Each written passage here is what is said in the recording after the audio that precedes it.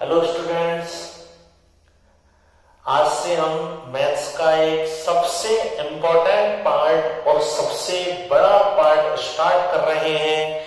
इस यूनिट का नाम है, हमारे मैथ्स की बुक की ये यूनिट नंबर 3 है और इसका नाम है अवकलन एवं समाकलन। यदि राजस्थान बोर्ड के सिलेबस की बात की जाए तो ये यूनिट 38 मार्क्स की है, मतलब 80 में से 38 नंबर का ये अकेला पोर्शन है यूनिट नंबर 3। हालांकि ये सबसे बड़ा पोर्शन, सिलेबस का सबसे बड़ा पोर्शन भी यही है। इसके अंतर्गत एक्सरसाइज नंबर 6, 7, 8, 9, 10, 11 और 12 ये सारी एक्सरसाइज हमें कवर करनी होगी। ठीक है बच्चों, स्टार्ट करते हैं इस यूनिट का सबसे पहला टॉपिक, और इस टॉपिक का नाम है सांतत्यता। क्या नाम है टॉपिक का? सांतत्यता। कंटिन्यू। ये एक्सरसाइज नंबर 6 स्टार्ट हो रही है। यूनिट नंबर 3 है। अवकलन समाकलन की स्टार्टिंग यहीं से होती है और सबसे पहला टॉपिक हम पढ़ रहे हैं सांतत्यता। इस चैप्टर में से बोर्ड एग्जाम में एक क्वेश्चन आएगा 2 नंबर,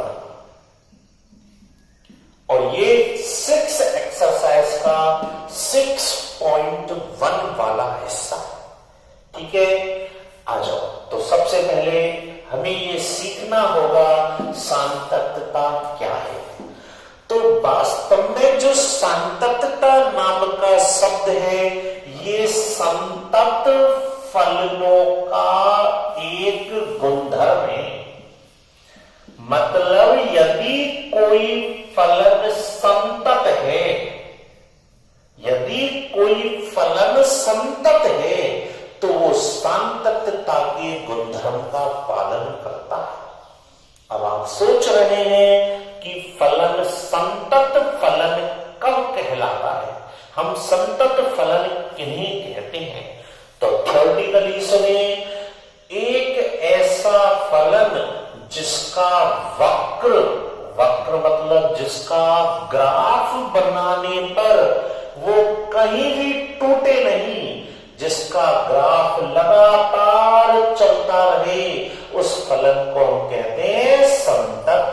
और यदि ग्राफ किसी बिंदु पर टूट जाए, सपोज करो कोई फलन है और उस फलन का मैंने वक्र बनाया, ग्राफ बनाया, पता चला इस बिंदु पर टूट गया।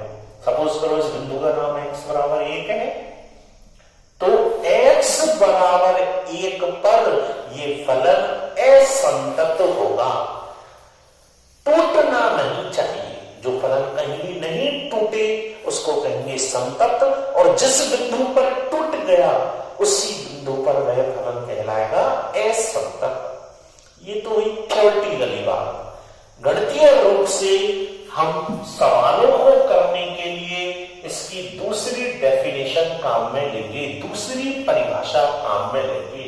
क्या होता है संतत फलन? सुने, कोई भी फलन का नाम है fx, कोई भी फलन किसी बिंदु x बराबर a पर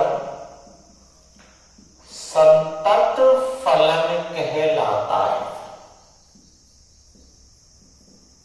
कोई भी फलन किसी बिंदु x बराबर a पर संतत फलन कहलाता है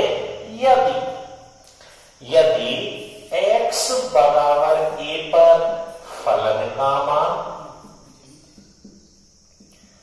x बराबर a पर फलन की बाईं सीमा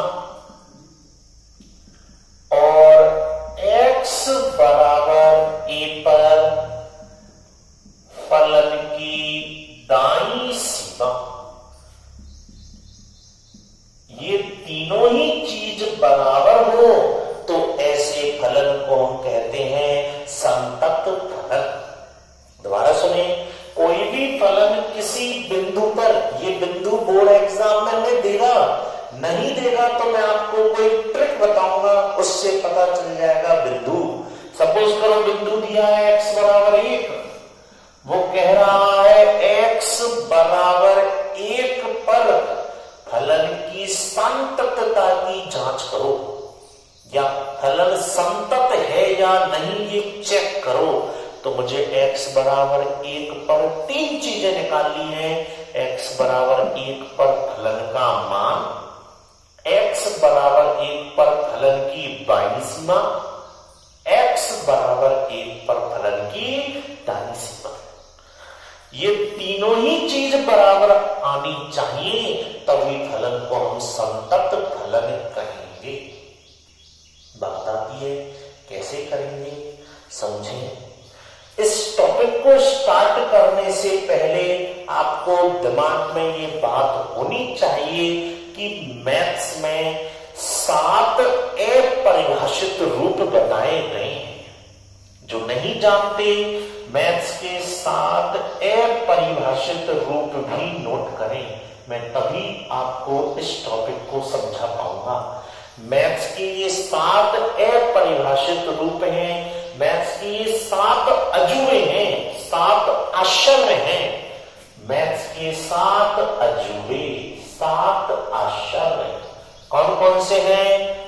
0/0, अनंत बटे अनंत, अनंत माइनस अनंत, 0 गुना अनंत। हमारे सिलेबस में तो ये 4 ही काम आते हैं, लेकिन जेई एडवांस और जेई मेंस के लिए, या जो बच्चे एयरफोर्स और आर्मी का एग्जाम देंगे, एनडीए का एग्जाम देंगे, उनको भी ये भी आना चाहिए। ये 0 की घात 0, अनंत की घात 0 और 1 की घात अनंत। ये 7 अपरिभाषित रूप है मैथ्स के, जिनका कोई मान फिक्स नहीं है, अपरिभाषित है, इनका मान फिक्स नहीं है। यदि ये कभी रूप कहीं क्वेश्चन में बन गए तो हम कोई भी कैलकुलेशन करके इनको गायब करेंगे। ठीक है, इनको नोट कर लें आप। सबसे पहले मैथ्स के 7 अपरिभाषित रूप, ये 7 अपरिभाषित हैं, इनके अलावा सबके मान परिभाषित हैं। तो देखो बच्चों, हम अपने टॉपिक पर आते हैं। संतत फलन, कोई भी फलन संतत फलन कहलाता है यदि फलन का मान फलन की बाईं सीमा और फलन की दाईं सीमा बराबर हो। अब आप सोच रहे हैं कैसे करेंगे, तो बच्चों आपको ये होना चाहिए कि फलन पढ़ा कैसे जाता है। फलन पढ़ना सीखो। मैं आपके सामने एक उदाहरण लिख रहा हूं, आप इस उदाहरण को मुझे फलन पढ़ के सुनाएं। जो बच्चे फलन पढ़ना नहीं जानते, फलन पढ़ना सीखेंगे। देखो ये उदाहरण जो मैंने लिखा है, इसलिए यही लिखा है कि आप फलन को पढ़ना सीखें। जब मैं कहूं कि फलन उठाओ, तो आपको पता होना चाहिए कौन सा फलन उठाना है। इसमें जब मैं आपसे कहूं कि बताओ जब x को मान 1 है, जब x का मान 1 है तो कौन सा फलन उठाएंगे? जब मैं कहूं x का मान 1 है तो fx बराबर क्या होगा? तो शर्त दी गई है साइड में, देखो जब x का मान 1 के बराबर है तो fx बराबर क्या उठाया जाएगा? 2x minus 1। जब x का मान 1 से छोटा है तो कौन सा फलन उठाया जाएगा? x का मान 1 से छोटा है तो fx बराबर। जब x का मान 1 से ज्यादा है तो कौन सा फलन उठाया जाएगा? 2x minus 1। क्लियर?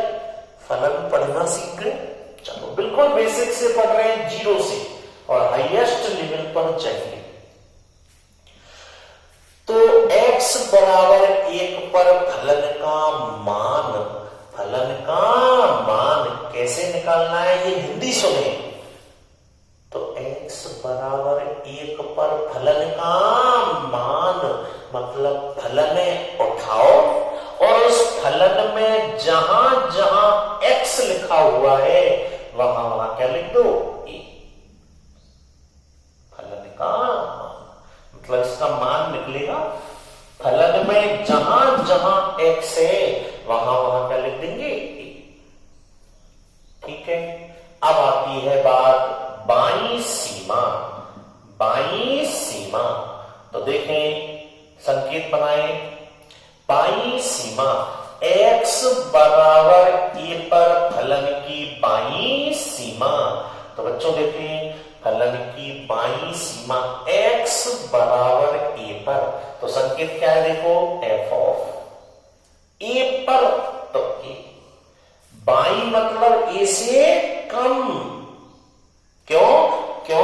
क्योंकि a के बाईं तरफ जाएंगे, बाईं तरफ मतलब लेफ्ट साइड में, लेफ्ट मतलब LHS में, और आप जानते हैं इधर की संख्याएं कम हो जाती हैं, कम, तो कम मतलब माइनस। ये सिर्फ संकेत है, क्वेश्चंस करने में काम में नहीं आएगा, संकेत है।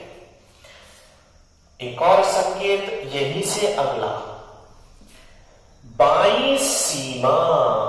सीमा सीमा मतलब लिमिट, किसकी लिमिट, फलन की मतलब fx।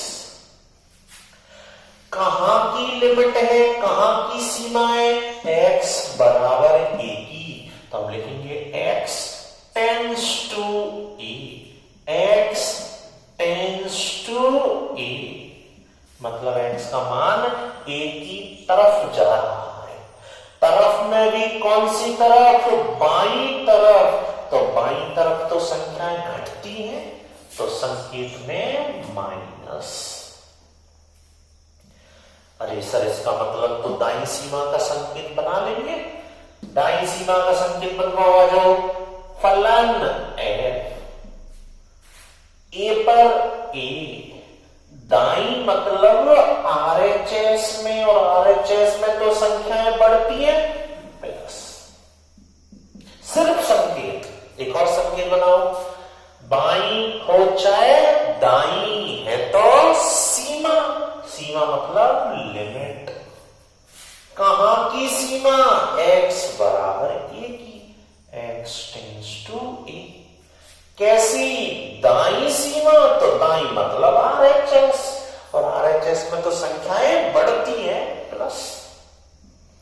कौन की सीमाएं, फलन की fx। ये सिर्फ संकेत है। सवाल करते टाइम आप इनको लिखें ना लिखें कोई दिक्कत नहीं। अब सवाल करते टाइम ये जो सीमाएं आई हैं ये थोड़ी देखने में बुरी सीमाएं हैं, इनका नाम हमने बुरी सीमा रखा है। क्यों रखा है इनका नाम बुरी सीमा, क्योंकि इनमें क्या आया है, माइनस और प्लस, इसलिए इनका नामकरण किया गया है बुरी सीमा। तो बुरी सीमा तो हमें बदलनी पड़ेगी, और इस बुरी को किसमें बदलेंगे हम, अच्छी सीमा। तो यही सीख लो, क्योंकि सवाल में हम बुरी सीमा को नहीं बुलाएंगे, डायरेक्ट किसको बुलाएंगे, अच्छी सीमा। ठीक है, तो बुरी को अच्छी में कैसे बदलते हैं, देखो अच्छी सीमा फिक्स कर लेते हैं, लिमिट फिक्स कर ले, अच्छी सीमा फिक्स है। लिमिट कौन सी है अच्छी, h टेंस टू 0 फिक्स है ये, यहां 1 हो 2 हो 3 हो, हमने तो फिक्स कर लें 0, h टेंस टू 0। कौन की सीमा है, फलन की। अरे अच्छी सीमा है तो किसकी अच्छी सीमा है, फलन की, f। कौन से बिंदु पर है, a पर, तो a। कैसी है, बाईं, तो बाईं में माइनस, और अच्छी ही तो है, और अच्छी में कौन आता है, h। ठीक है, ऐसे ही इसको बदले। आ रहा है समझ में? बुरी सीमा बदली जा रही है अच्छी में, तो इस बुरी सीमा को भी अच्छी सीमा में बदलो। बोलो लिमिट अच्छी, अच्छी फिक्स h टेंड्स टू 0। किसकी अच्छी सीमा है? फलन की। कौन से बिंदु पर? ए पर। कैसी? दाई, तो दाई मतलब RHS प्लस। अच्छी है H। तो बच्चों संकेत बनाना सीखे, और संकेत जो बुरे बुरे से हैं इनको अच्छे सीमा में बदलना सीखे। अब सवाल के माध्यम से हम समझेंगे ये सारी चीजें कैसे हल करनी है। समझ में आ रहा है? यहां तक कि आप नोट्स बनाएं, मैं सवाल लिखता हूं।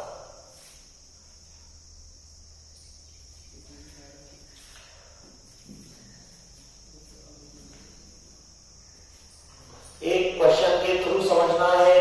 क्वेश्चन में ऐसा ले रहा हूं जो राजस्थान बोर्ड में आया हुआ है। हमारी बुक का 6.1 का ये पहले क्वेश्चन का सी पार्ट है। fx इक्वल टू, एक ही क्वेश्चन से क्वेश्चन समझने की पूरी कोशिश करें। जो बच्चे पहली बार लिमिट्स पढ़ रहे हैं, सीमा पढ़ रहे हैं, वो बार बार वीडियो को रिपीट करके जरूर देखें। ठीक है, आप नोट्स बना लें यहां तक के मैं क्वेश्चन समझाता हूं। चलो देखते हैं। क्वेश्चन कहता है x बराबर 3 पर सान्तत्यता की जांच कीजिए।